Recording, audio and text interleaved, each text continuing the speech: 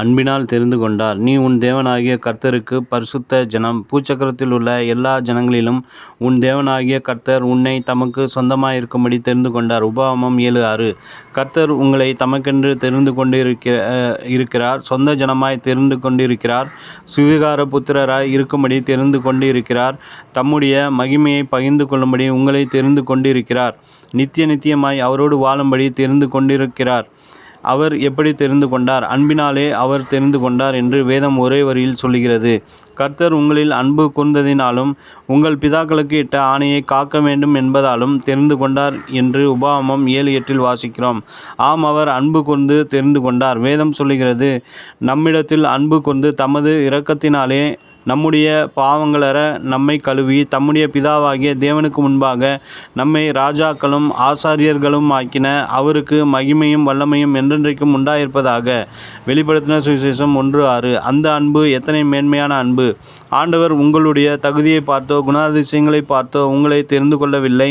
உங்கள் மேல் அன்பு செலுத்தியதினால் அவர் உங்களை தெரிந்து கொண்டார். நான் உங்களை சிநேகித்தேன். மல்கியா 1:2. அநாதி சிநேகத்தால் உன்னை சிநேகித்தேன். எரேமியா 31:3 என்று கர்த்தர் சொல்லுகிறார். கர்த்தர் உங்களுடைய நற்காரியங்களை பார்த்தோ புண்ணியத்தை பார்த்தோ உங்களை தெரிந்து கொள்ளவில்லை. தன்னுடைய அன்பின்படியும் கிருபையின்படியுமே தெரிந்து கொண்டார். அவருடைய கிருபை எத்தனை இனிமையானது! கிருபை என்ற வார்த்தைக்கு தகுதி இல்லாதவர்கள் மேல் கிறிஸ்து பாராட்டுகிற தேவ தயவு என்று அர்த்தம் அல்லவா? அன்பினாலும் கிருபையினாலும் மட்டுமல்லாமல் பிதாவின் முன்னறிவிப்பின்படியே கர்த்தர் உங்களை தெரிந்து கொண்டார்.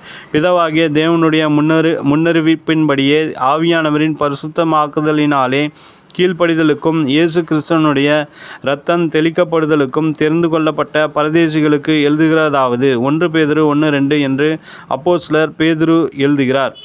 இந்த வசனத்தை ஆழ்ந்து தியானித்து பார்க்கும்போது பிதா குமாரன் பரிசுத்த ஆவியானவர் உங்களை முன்னறிவிப்பின்படியே தெரிந்து கொண்டார் என்பதை அறிந்து கொள்ளலாம்.